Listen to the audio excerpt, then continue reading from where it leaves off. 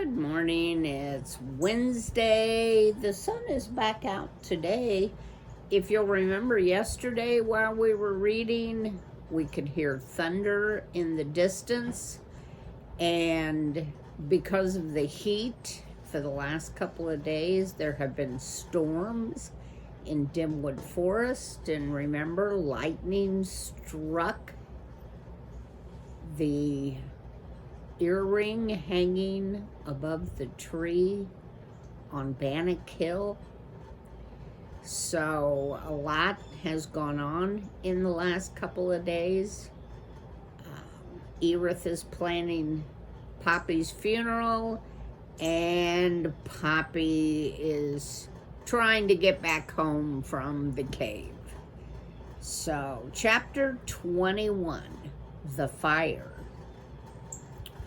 The branch on the Bannock Hill hazelnut tree continued to burn, the flame moving steadily until it reached the dry trunk of the tree. Fed by more fuel, the fire burned brighter and hotter. It burned up and it burned down.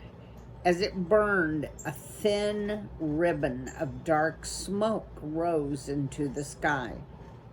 The fire soon reached the ground, setting aflame the brittle, dry grasses and dead leaves that lay close by. Before long, the entire crown of Bannock Hill was smoldering, creating a dark cloud of smoke and making the air even hazier than it had already been. When a gentle burst of wind touched the hilltop, the whole summit exploded into flames. As the fire's intensity increased, it began to spread down the hill in the direction of Tire Road and the wooden bridge over Glitter Creek. Beyond the creek lay Dimwood Forest. Oh my. Short chapter, but it sure gave us a lot to think about, didn't it? Chapter 22. Ereth looks at himself. Ereth crouched in the deepest, darkest part of his hollow log. Now and again he gnawed noisily on an old dry twig. Finding it tasteless, he stopped often, only to start again when he could think of nothing else to do. I suppose it has to be me who plans Poppy's funeral, he grumbled. Nobody else offered. Nobody else could. How typical. They leave everything to me. What would Dimwood Forest be without me? Trees? The porcupine closed his eyes, shifted his prickly bulk, and twitched his tail until his quills rattled. What's important, he declared, is that it be a dignified funeral, all about Poppy, so everyone will learn what a wonderful creature she was. Nobody like her in the whole forest, no one. Not even me. He closed his eyes and tried to remember how it seemed so long ago he had first met Poppy. Ah, yes, it was a fox named Bounder who had chased her into his log. Funny how that happened, Ereth mused. Silly mouse. Poppy thought I was going to eat her. As if I'd eat meat. Yuck. Meat is disgusting. Then Ereth thought about all the things he should have said to Poppy when she was alive. There never was any time, he whispered. How could I say the things I should have if she didn't let me say them? She was always so busy. I never expected she would fly off the way she did. Not bothering to say goodbye, just poof, gone. Not very polite. The more Ereth thought about Poppy, the more agitated he became, until, unable to stay still, he heaved himself up and waddled out of his log. "I mustn't think about her anymore," he said. "It's making me crazy. Anyway, it's about time I started to think of myself." Even so, he was unable to keep himself from trudging up to Poppy's snag, staring at it bleakly, shaking his head in dismay, and then turning to lumber into the woods. As Ereth went along, he grumbled about his aching muscles, bad food, the lack of salt, and the air, which was hot, thick as glue, and just as sticky. He felt heavy and itchy. Surely this was the hottest day of all. So hot even the forest insects were silent. He was convinced that he was the sole creature moving, for the only sound he heard were his own footsteps on the parched grass. The sound, scratchy and crunchy, irritated him. "With Poppy gone, nothing is good," he murmured. "If I could, I'd march right out of the world. But where would I go?" Ereth continued on, grumbling and grunting, not caring where he was going, knowing only that he was heading into the deep woods, away from his home, away from everyone. He reached a place where the trees grew so close, even the air seemed to be made of shadows. He looked about. Nothing moved. Nothing stirred. "I'm all alone," he whispered, utterly alone. As he gazed forlornly about, he noticed a large boulder sticking out of the ground. One side of it glistened, sparkled almost.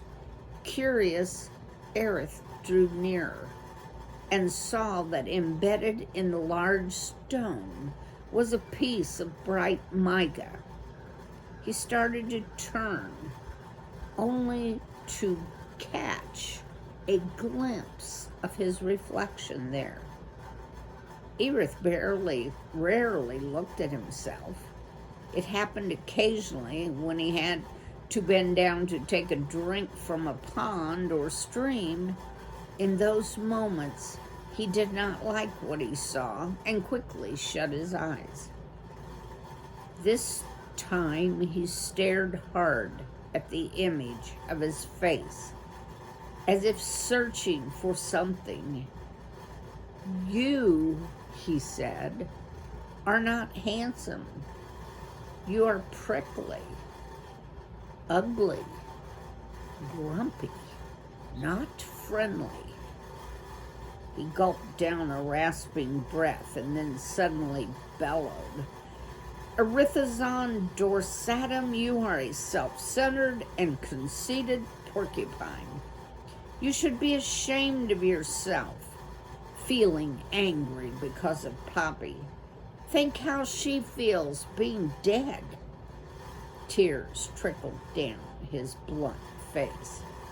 He shifted his head in various directions, all but crossing his eyes to see himself. Then he moved his body around, trying to get a glimpse of his whole self. Finally, he pressed his nose flat against the mica so that his eyes stared into their own reflection. "You," he said, as if addressing a stranger, "are a porcupine, an old porcupine, a very old porcupine, an antique porcupine, a prehistoric porcupine, a fossil porcupine. "But what," he asked his image, "have you done with your long life?" When no answer came from the stone, he supplied it himself. "Not much," he said. "Have you done anything good?" he demanded. "Did you build anything? Solve any problems? Make anyone happy? Teach anyone anything?" Ereth's dorsatomy shouted, "You have done nothing with your life." He stood still, gazing at himself, panting with emotion. "The only good thing you've done is love Poppy," he gasped. "And now that she's gone, what do you intend to do with what's left of this empty life of yours? Just tell me that, Mr. Ereth Dorsatum." "You," he said, accusing his image, "you're going to learn to smile, like Poppy always did. Fine. That will be your farewell gift to her. From now on, you will smile, like Poppy." Ereth stepped back so he could see his whole face. "Did you hear me? Smile." Peering at the mica, he tried to smile, but the creature that looked back at him only grinned hideously. "You look like a belching bug," he cried. "You'll have to do better than that." He twitched his lips, first one way and then another. He pushed a paw into his mouth and pulled up one corner of his lips and then the other. Desperate, he snatched up a twig and stuck it in his mouth, pulled it out and up so as to create a smile. "If Poppy were here," he cried, "she could have taught me to smile. She would have done it well, too." "Well, I'm not bulging until I teach myself." The porcupine stood in front of his reflection, struggling to smile. At last, he sighed. "Smiling is too hard," he yelled. "I should have started a long time ago." Chapter 23, Bounder the Fox. Poppy certainly knew foxes ate mice. When she had met Bounder during her first visit to Dimwood Forest, he had tried to catch her, but had succeeded only in chasing her into Ereth's smelly log. That was when she first met Ereth. The porcupine drove the fox away. She smiled at the thought. And here, after all that time, was the same fox. She wished Ereth were with her now. Her smile faded. Poppy wondered if Bounder would remember her. Not that it mattered. If she was going to get out of the cave, she had to get past him. She stayed where she was, occasionally peeking around the tunnel bend to study the fox. All the while, Bounder remained asleep, barely stirring, taking deep, long, and sleepy breaths. Poppy tried to recall what she knew about foxes' habits. They were fast and clever and did most of their hunting at night. That meant she would have to be very patient and hope that when the day was over, Bounder would get up and leave. Of course, this place could be his main den. Considering the bones, Poppy rather suspected it was. If he had just eaten, Poppy glanced at the bones again, and his belly was full, he might not venture away for days. The warm air coming from the tunnel entry told Poppy that the heat wave had not broken. This could be another reason Bounder might stay put. The tunnel would be a lot cooler than out beneath the sun. Waiting, Poppy ruefully recalled that a short while ago she wanted things to change. Now here she was, desiring nothing more than to return home and have things exactly as they were. Be patient, Poppy chided herself, even as she reminded herself that she had little choice. Still, Poppy acknowledged that flying with Lucy, seeing the bat cave, and meeting all those bats had been a wonderful experience. To pass the time, she mused about the possibility of another trip, going elsewhere, doing something completely new. Except next time, if there was a next time, she would take someone along, like Spruce. The growling of her empty stomach interrupted her thoughts. Her anxiety returned. Goodness, she thought. I never used to be impatient. I suppose I just want to make the most out of the time I have. She peeked around the bend again at the curled up fox. He was still asleep, or so it seemed. Poppy studied Bounder's position. Though he was lying across the entryway, blocking it, she noticed that there was more open space in front of him than behind. Was that on purpose? Then she saw, not far from the fox's nose, a slab of rock leaning against the wall. Moreover, the rock's slant made a gap between the rock and the tunnel wall. The gap appeared just big enough for her to crawl behind.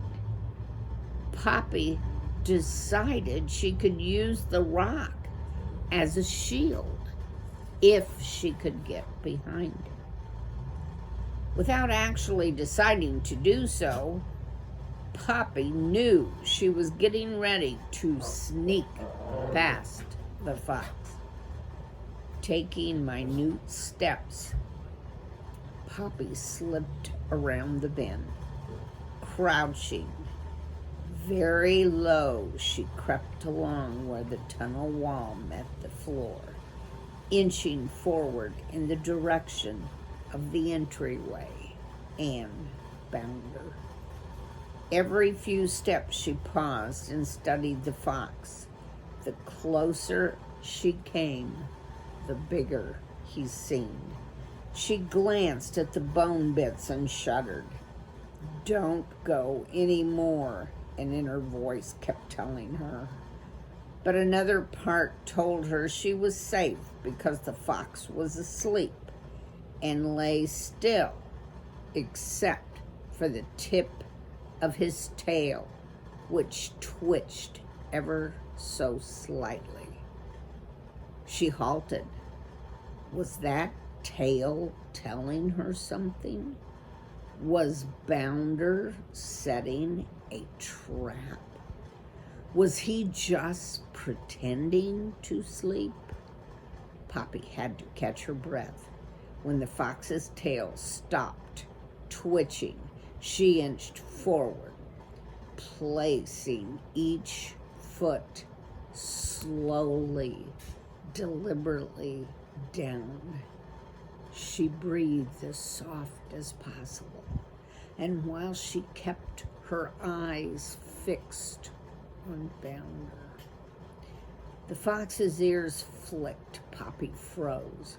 She studied the leaning rock and the gap. It was only a few feet away.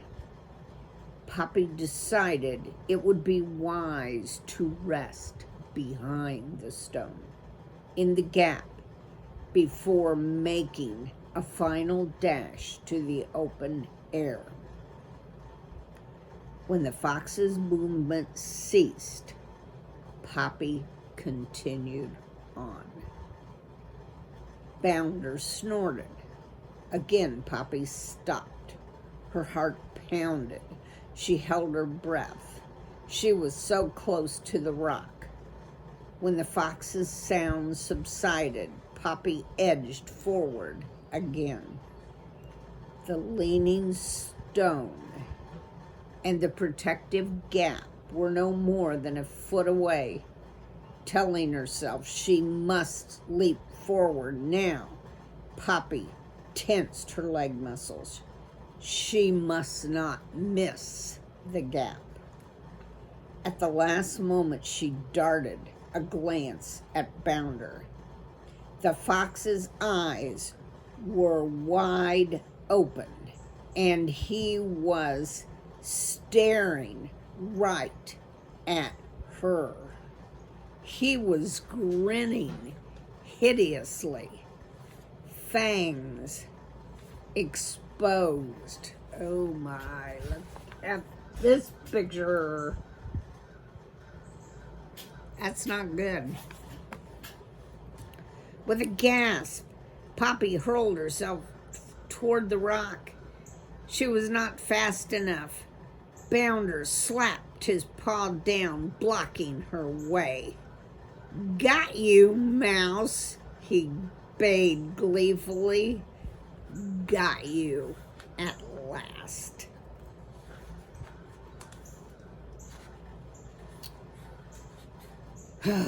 Goodness.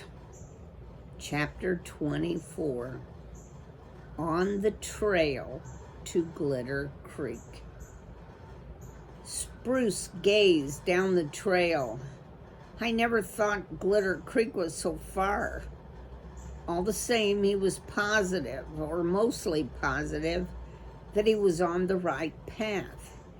And if it did lead to the creek, and if he could find Grandma Poppy, it would be such a great thing. When he brought her home, he would be a hero to everyone.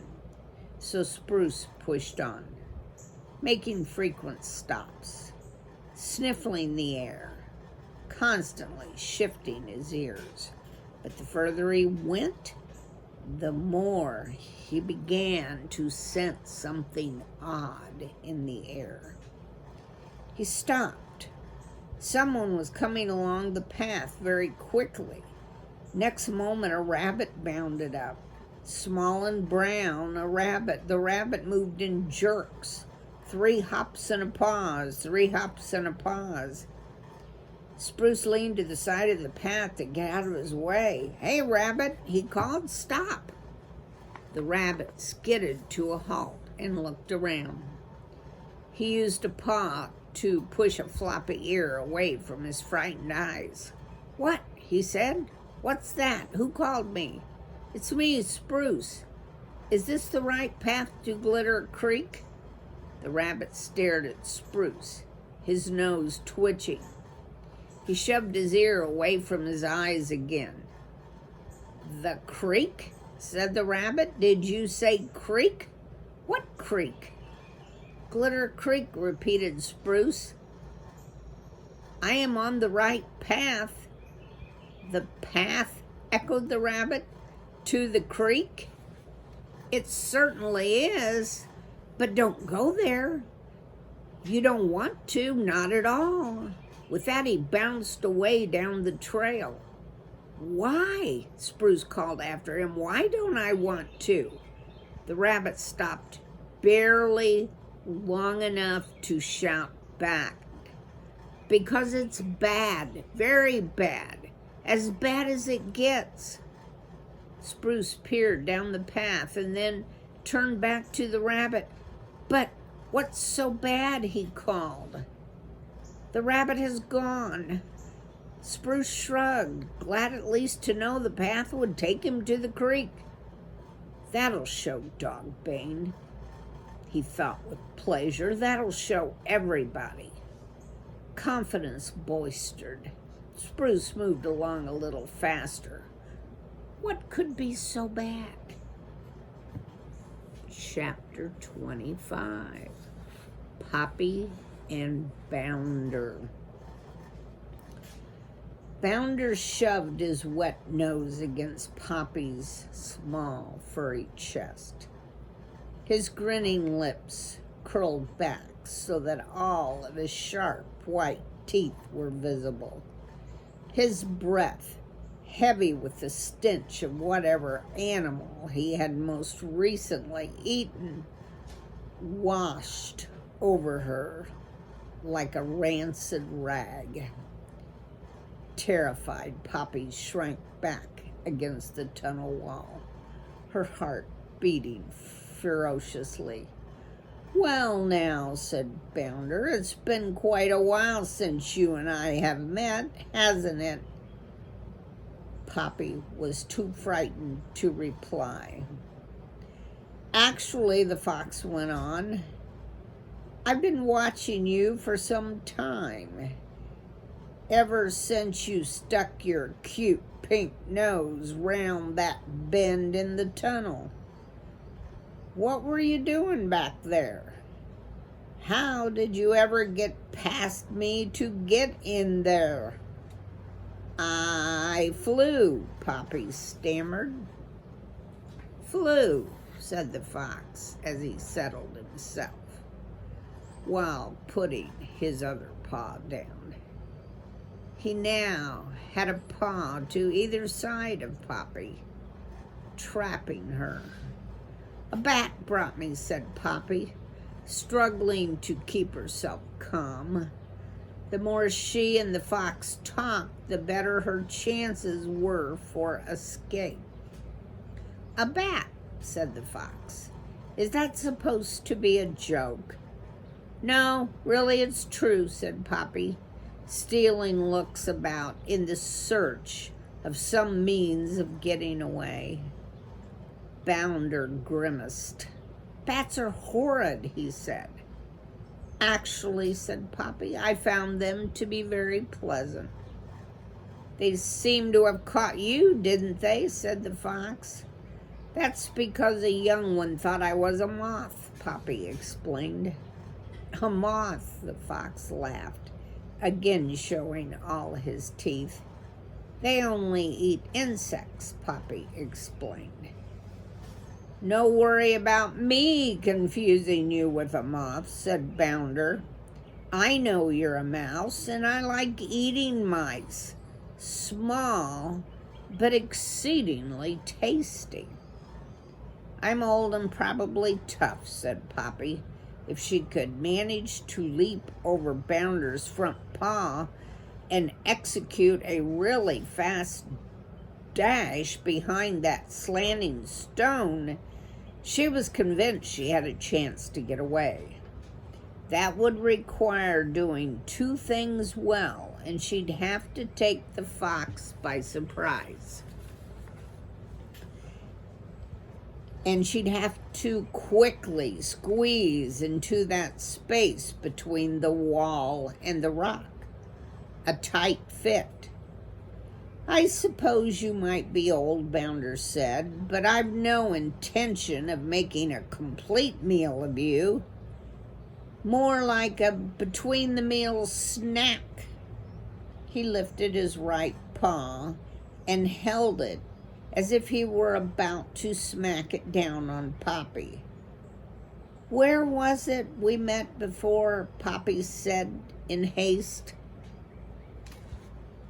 I'm not even sure of your name. She knew the answers, of course, but asked in hope the fox would talk some more about anything to give her more time. The fox lowered his paw. I can't believe you've forgotten me, he said. My name is Bounder. Your name is Poppy. I met you a long time ago and gave chase. You managed to get away by running into a log. I was younger and faster then, said Poppy. Bounder grinned. We all were.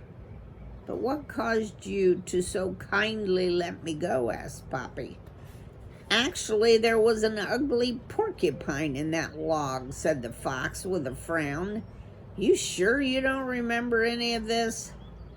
I'm sorry, Mr. Bounder, I don't, said Poppy. But what happened?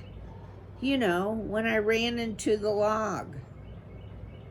I really do have a good heart, said the fox, summonly what looked like a forced smile. I decided to let you go. Anyway, I really don't like porcupines. His lips curled back in disgust. His pink tongue drooled. Is that your main den? Poppy asked quickly. It's quite nice. Too large for one fox, said Bounder. Then you live alone? Poppy was calculating the length of the jump that would clear Bounder's paw and get her behind that rock. I'm afraid so, said Bounder. I did have a wife, good old vixen, named Leaper. I'm sorry to say she died, caught in a human's trap. How awful, cried Poppy. All the while she watched the fox intently, knowing that she would have only one chance to escape. It was sad, agreed Bounder, not sounding very miserable. But we all have to go sometime, don't we? He grinned again. What about children? Poppy asked, sensing that Bounder was getting bored with the conversation. She knew she would have to make her move soon. Do you have any? Bounder lowered his paw. 3, actually, grown up now, moved away, live in Dimwood Forest. A pretty ungrateful bunch, actually. I did a lot for them, but I don't see them much. I suppose that's what's happened to every parent. How many children do you have? 11, said Poppy. Lots of grandchildren, even great-grandchildren. The fox shook his head. All ignoring you, I suppose. Oh, no. They're still very much around, said Poppy, gathering her strength in her rear legs. We're quite close. What a nuisance, said Bounder. He began to open his mouth wide in a great yawn. I like children, but as he yawned, he involuntarily closed his eyes. Poppy made her move. She leaped straight up in the air, twisted sharply about, and came down on the other side of Bounder's paw. No sooner did her toes touch the earth than she dived toward the leaning rock, squirming and kicking to get safely behind it. Bounder, meanwhile, finished his yawn and opened his eyes. Poppy was no longer sitting between his paws. Where the... he exclaimed and looked around wildly, just in time to see her squirm behind the rock. Down came his paw. As Poppy squeezed under the cover of the rock, she found Bounder's tail squashed the tip of her tail. It took all her strength to yank it away, not without a little pain. Once free, she crouched down behind the rock, trembling. She was safe for the moment. Well, Poppy's in another dilemma. We don't know what's going on with Spruce or Ereth, and I think we'll find out that tomorrow when we continue to read. The next chapter is Spruce sees what's bad. Remember, the bad thing coming up is now we have a forest fire. So I don't know what else could go wrong. We'll find out tomorrow. Goodbye.